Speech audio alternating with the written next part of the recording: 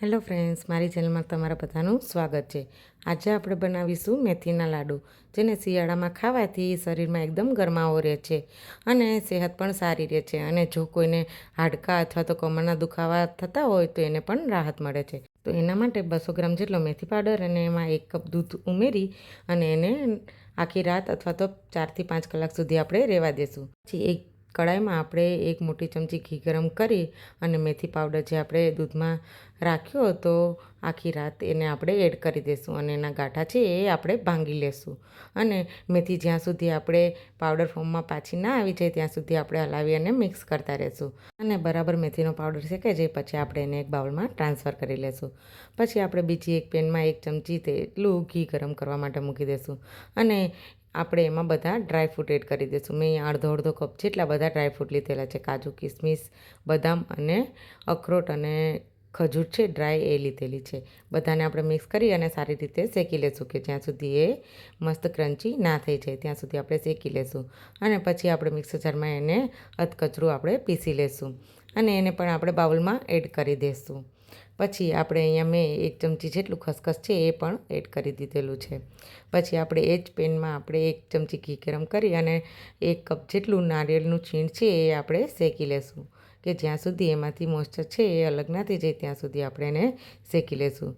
અને શેકાઈ ગયા પછી આપણે એને પણ બાઉલમાં એડ કરી દઈશું। પછી આપણે એ જ કડાઈમાં 3 ચમચી જેટલું ઘી ગરમ કરી અને એમાં ઘઉંનો લોટ 1 કપ જેટલો એડ કરીશું અને ઘઉંનો લોટ જ્યાં સુધી આપણે શેકાઈ ના જાય ત્યાં સુધી આપણે એને હલાવતા રહેશું।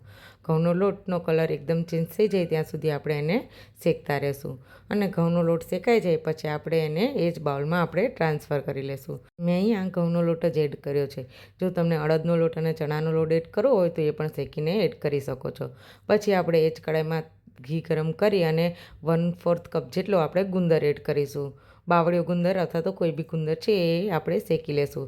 બરાબર આપણે એ શેકાઈ ના જાય ત્યાં સુધી આપણે એને શેકતા રહેશું અને પછી આપણે એક કડાઈમાં લઈ અને એને આપણે બરાબર મેશ કરી લેશું અને ગુંદરને આપણે પાવડર ફોર્મમાં કરી દઈશું અને પછી આપણે એને બાઉલમાં ટ્રાન્સફર કરી દઈશું।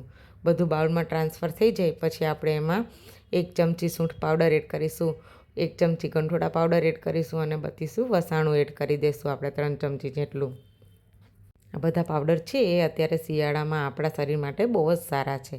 અને પછી 1/4 કપ જેટલું ઘી ગરમ કરી અને એમાં 1 કપ જેટલું આપણે ગોળ એડ કરી દઈશું અને આપણે ગોળની પાય બનાવી લેશું।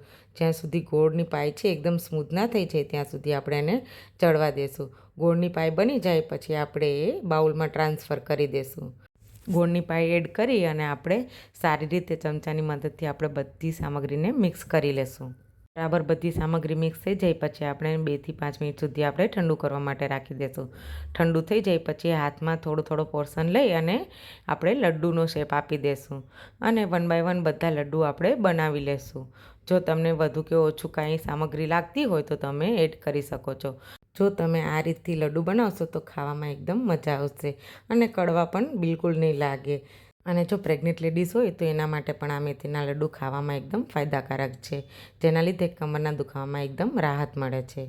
જો તમને મારી રેસીપી સારી લાગી હોય તો લાઇક, કમેન્ટ અને સબસ્ક્રાઈબ કરવાનું બિલકુલ ના ભૂલતા। Thank you.